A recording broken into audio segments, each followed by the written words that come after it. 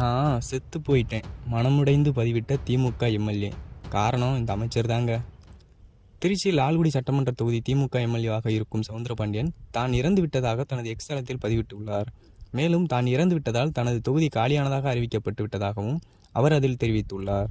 அமைச்சர் நேருவின் செயல்பாடுகளால் மனமுடைந்த காரணத்தினாலே அவர் இதுபோன்ற பதிவை வெளியிட்டுள்ளதாக தகவல்கள் வெளிவருகின்றன.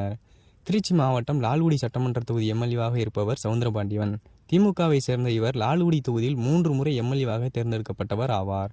திருச்சியை சேர்ந்த அமைச்சர் KN நேருவின் தீவிர விசுவாசியாக இருந்து வந்தவர் சவுந்தரபாண்டியன். இதனிடையே கடந்த சில மாதங்களாக அமைச்சர் நேருவுடன் எம்எல்ஏ சவுந்தரபாண்டியனுக்கு மனக்கசப்பு ஏற்பட்டுள்ளதாக தெரிய வருகிறது. இதனால் அரசு சார்பில் நடத்தப்படும் விழாக்கள், கட்சி நிகழ்ச்சிகளில் எம்எல்ஏ சவுந்தரபாண்டியன் பங்கேற்காமல் இருந்து வந்தார். இந்நிலையில் லால்குடி தொகுதியில் புதிய பஸ் நிலையம், சார் பதிவாளர் அலுவலகம் உள்ளிட்டவை கட்டப்படும் இடங்களை அமைச்சர் KN நேரு இன்று பார்வையிட்டு ஆய்வு செய்தார். ஆனால் இந்த ஆய்வில் லால்குடி எம்எல்ஏ சவுந்தரபாண்டியன் கலந்து கொள்ளவில்லை. எம்எல்ஏ என்ற முறையில் அவருக்கு அழைப்பு விடுக்கப்படாததால் அவர் கலந்து கொள்ளவில்லை என கூறப்படுகிறது. இந்த சூழ்நிலையில் தான் ஆய்வு செய்த புகைப்படங்கள் அமைச்சர் KN நேரு தமது அதிகாரப்பூர்வ முகநூல் பக்கத்தில் பதிவேற்றியிருந்தார்.